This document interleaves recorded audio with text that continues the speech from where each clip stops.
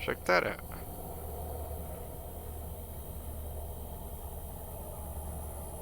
It's kind of cool. I think those are Apaches. I don't know where the nearest airbase around here is that would have them, but maybe they're just moving them somewhere. Kind of neat.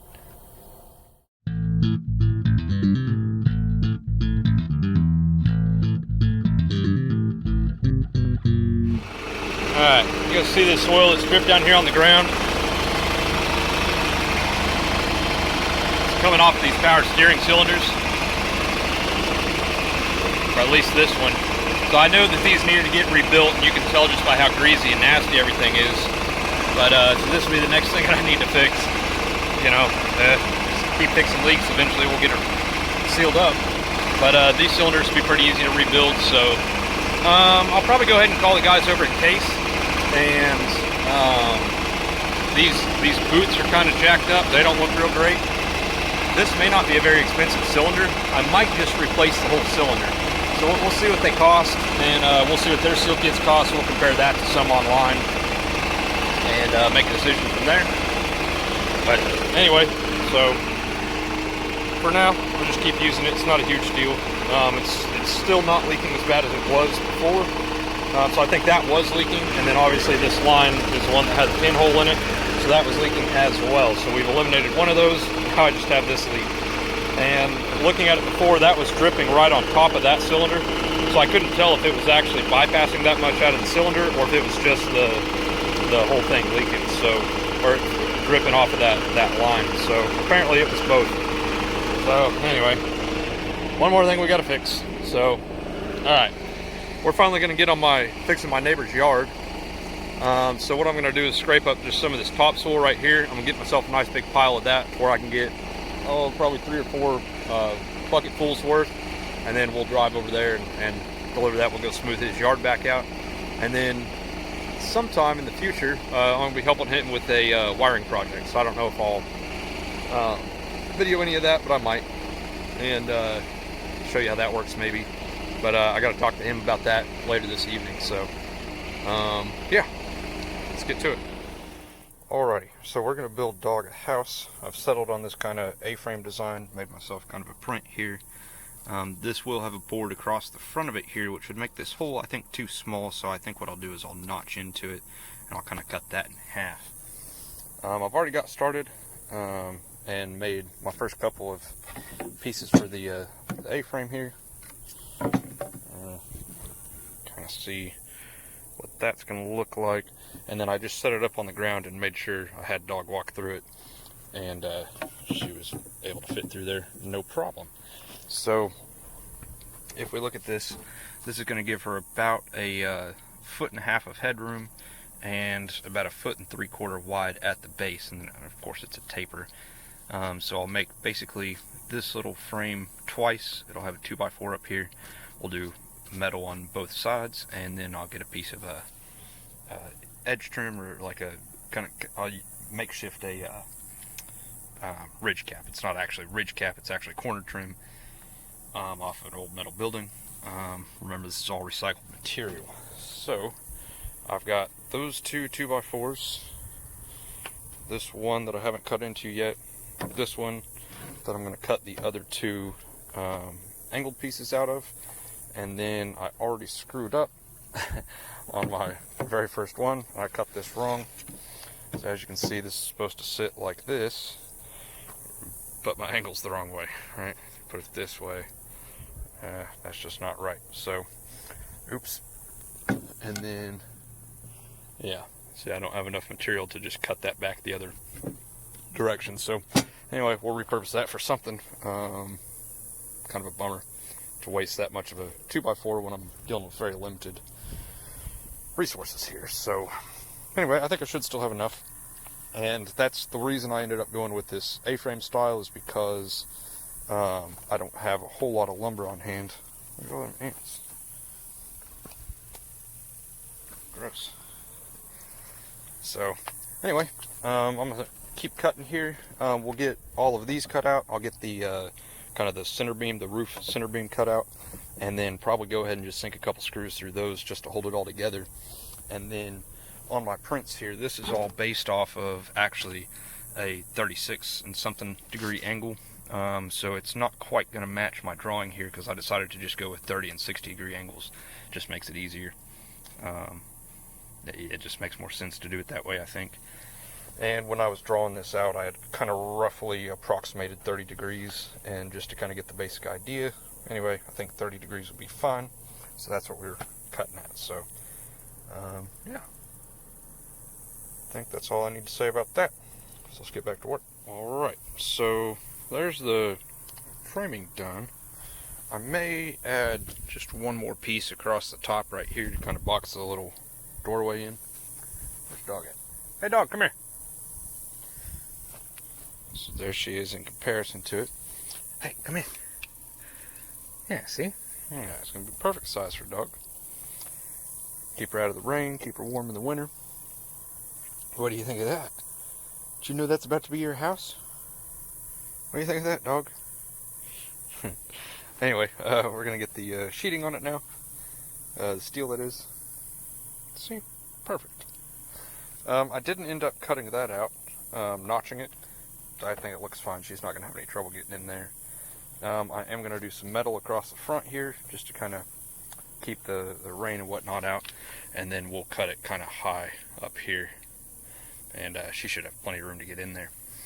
You don't want to make a doghouse too much bigger than the dog, because it's just their warmth, their body heat, right, that actually keeps them warm inside there. So if you make it too big, then it's basically useless.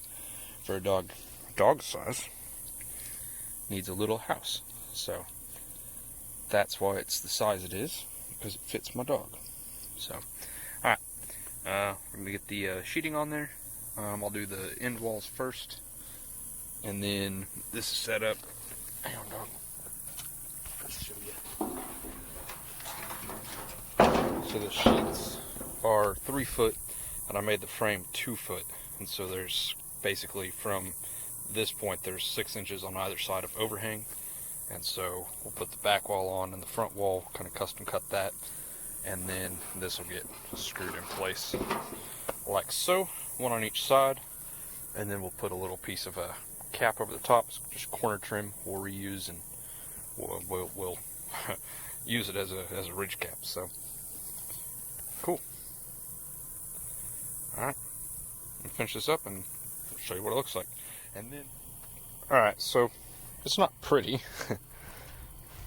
but should work. Nice little spot for dog. What do you think, dog? Yeah. You get in here? Hey, come here. Go in there. Hey, go in there.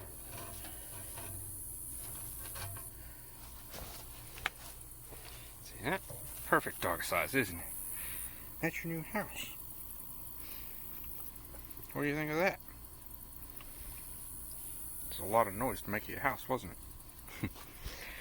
So, like I said, this is just this is actually corner trim, but I just kind of put it over the top, and it's kind of mangled up. I mean, it's not, you know, it's recycled materials here, guys. This didn't cost me anything except a few screws.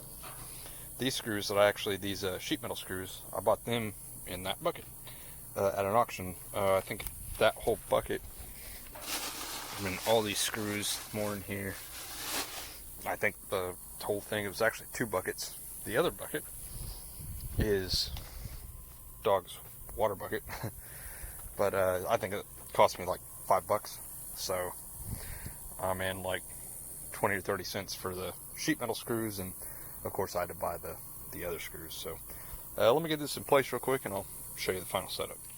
Alrighty, just like that. So I have her food, her water, her house right there, and when she wants to get in there, she has to walk underneath the camper, and then we got a doghouse. Pretty cool. I remembered I had this old piece of this memory foam out. This is my hay barn. I don't know. I inherited it. I don't know where it came from, but cut a piece that should fit into dog's house here. Try it out.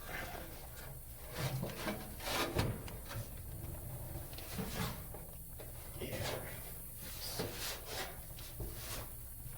Perfect. Yeah. Come here, dog. Want to go in there? Hey, go in there. What do you think? Go in there. You want to go check it out? Hey. Hey. Hey, come here. Come here. Get in here. What do you think? No? Well, I'm sure she'll figure it out eventually. You're not right, dog. It's your new house. Maybe I'll put our food in there.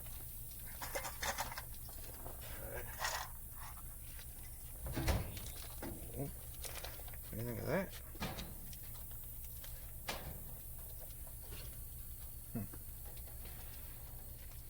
I don't know. Went to all this trouble to build you a house. You're not even gonna go sit in it for a minute? What, it's not bedtime? Hey, get in there. Here, let me help you.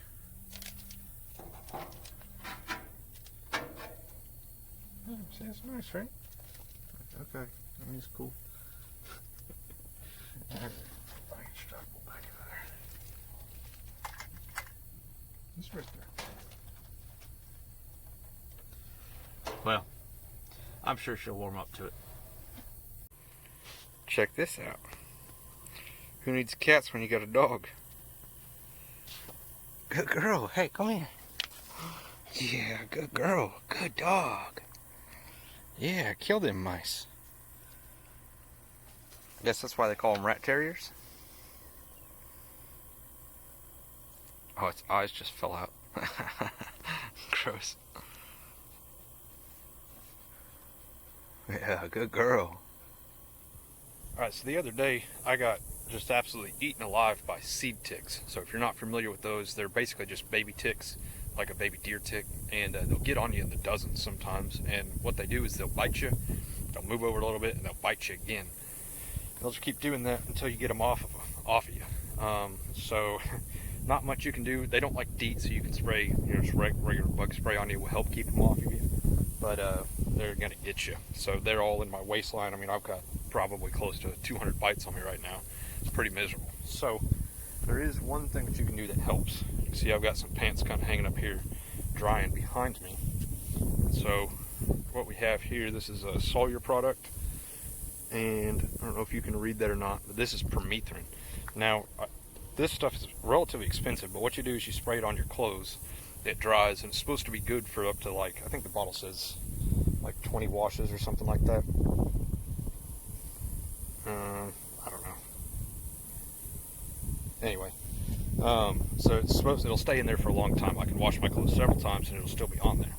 I didn't realize when I bought the Sawyer stuff that it's the exact same chemical as my fly spray, permethrin. So, see that? So this is much cheaper. It's like 15 bucks for that thing, and it'll mix up like 100 gallons or something like that. And so just look at the concentration on that permethrin, and just do the math and mix it so that the concentration is the same, per gallon. And you can just put it, more convenient, you can put it in something like this, way easier on your hands. And I could, even if I wanted to, if I was going to do a whole bunch, I could mix it up in my electric four-wheeler sprayer. So anyway, all you got to do here is just soak your clothes down, just get them nice and wet.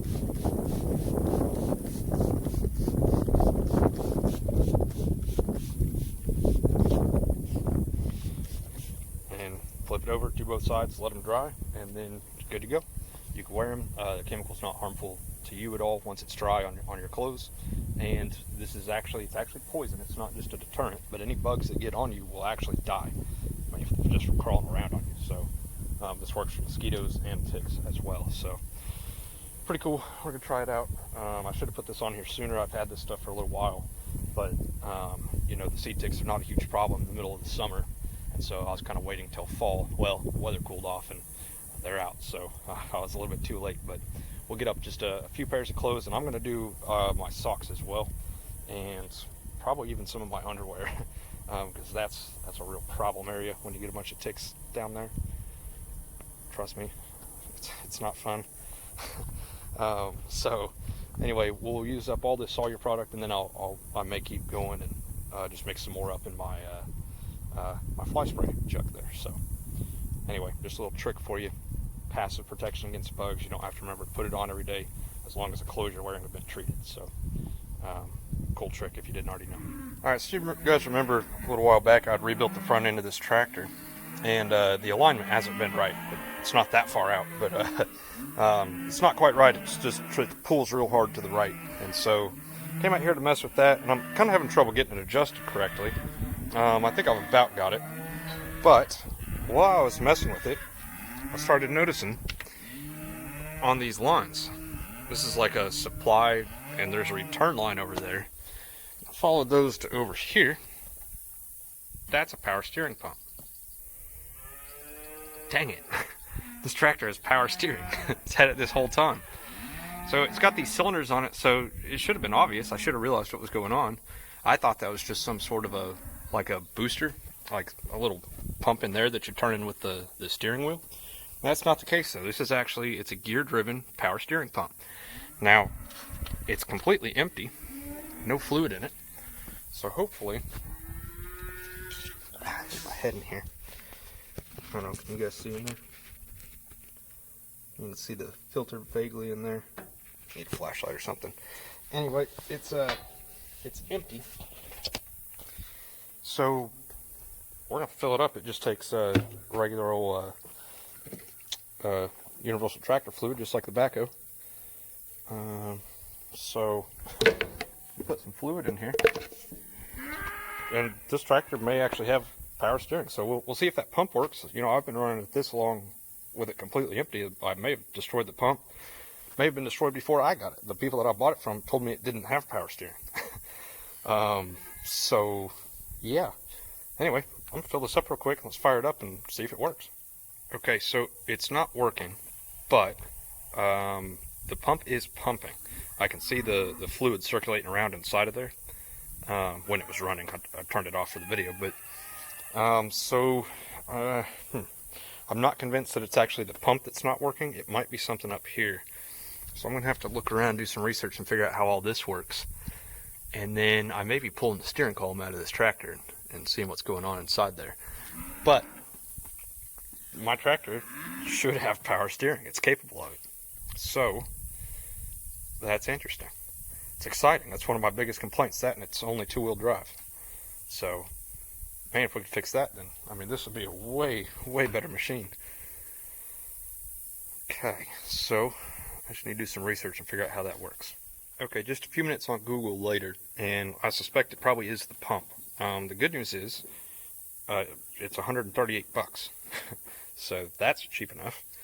And I think what's going on here is, I mean, this thing's been ran without oil for so long, the pump's probably just destroyed inside there. So I think what I'm going to do is I got to go grab a bucket to drain out the fluid that I just put in it, and some more tools. But I'm going to go ahead and pull this. Comes off just like on my case backhoe. This cover comes off. There's a filter inside there, so I'll have to take that line off, and we'll pull this out. That'll dump all the oil out. Disconnect this other line. And I think this one mounts from the inside. The bolts that hold it in place are on the inside. So I'll go ahead and see if I can get this one off. And I don't know if I'll be able to, because this is kind of in the way, the loader frame here. So now it's a quick detach loader, and so there's just some pieces you got to move out of the way, and then you just put the bucket underneath something theoretically, and you can kind of back out from underneath it. You got to kind of block it up and support it. But we may look at taking the loader off. That'll get this part out of my way at least, to make it a little bit easier to get in there. And then if I had to, I could take this bar off. Because I just don't see it coming out of there like that. I don't think. It's just, I don't think it's going to fit. I think I'm going to have to take the loader off. But if I don't take the loader off first, that shouldn't hurt anything if I can get the pump at least pulled out of the, so it's a gear driven pump. So as long as, I mean, at this point, I think I have to take my loader off. I think that's what we're going to need to do. So, well, tell you, first of all, I'm going to open this up and look inside there and just see what's in there. let's just figure out what that looks like, and we'll go from there. And then I think I'm gonna have to take the loader off just to get it out of my way. So I'll have to figure out something that I can prop it up with. You know what I may do is just bring the backhoe over here.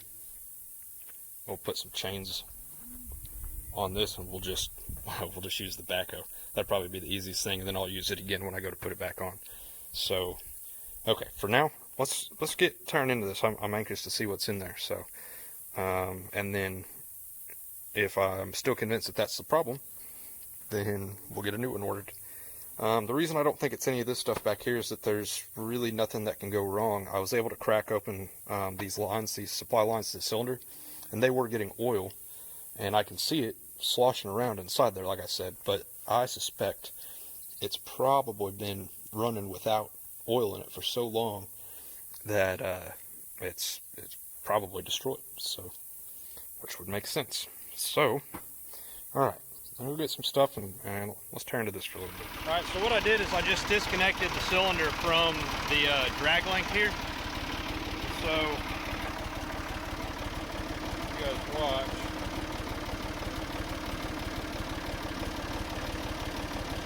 Now, what's interesting about that, and I can't do it and hold the camera at the same time, and I forgot my other little, holder, but when it's trying to push out, I can actually hold it and keep it from going anywhere. Maybe I can do it with my foot. Also, notice I'm turning the wheel the whole time here. It's not moving until I get to the very end. Right there. Can't quite hold it with my foot like that. But pulling on the steering wheel like that, I can actually hold it in place with my hand. Now, that means one of two things. Either we're not making any pressure in the pump because it's jacked up, or something's broken inside this control box and it's just allowing the oil to bypass. Both are likely, and it could be both at the same time.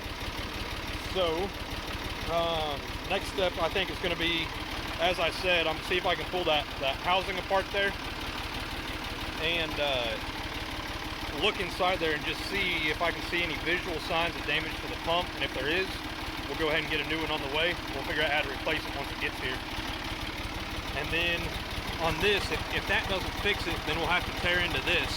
There's a lot going on in here. This is a really complicated valve back here. So I found some prints, and I'm kind of learning how that all goes together and stuff. So anyway, one thing at a time. First thing I need to evaluate is the pump, because I know it's been running without oil for a long time, so that's likely a culprit. And if that doesn't fix it, or if I open it up and it looks okay, and you can't always tell just by looking at it, but we may move on to trying to tear into the steering column and see what's going on in there. So from what I've been reading, that can be the problem. And so it's pulling hard to the right now.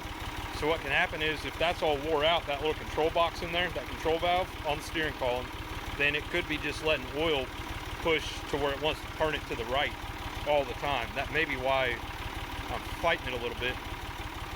So actually, that being said, I think the next thing I'm going to do real quick is I'll just tie these cylinders kind of up so they don't get damaged, and I'll see if I can just if I can drive it without those attached at all, and we'll see if it's pulling one way or the other. And then that'll tell me if it's a power steering problem that's causing a pull, or if it's just pulling to the right. So let's do that real quick. Alright, so it definitely still pulls to the right. So that's not a power steering issue, and I kind of suspected that. I don't think the power steering's really doing anything right now. So I think what I need to do is adjust these arms, and so that's a spline shaft, so I can pull these off. I can turn them one way or the other to get the wheels straight. Do that on both sides. And I think that's what I need to do. Now, this has a thrust adjustment on here, so I might be able to use those. I'm not really sure. I need to do some more research on that and figure out exactly how that works. So, for now, I think I'm going to let this sit just how it is. And I'm going to go plot out. I need to get these girls moved. So, I'm going to go look across the creek and see if I think I can get them across there. And if I can, we'll do that first. Not today, of course, but soon. So, They're running out of forage quickly. In fact, I probably ought to just move them for this week. I think I'm going to do that. So let's go move the cows real quick. They're all gathered up here for me. We're just going to move them across over here. So, yeah, I'm going to go do that.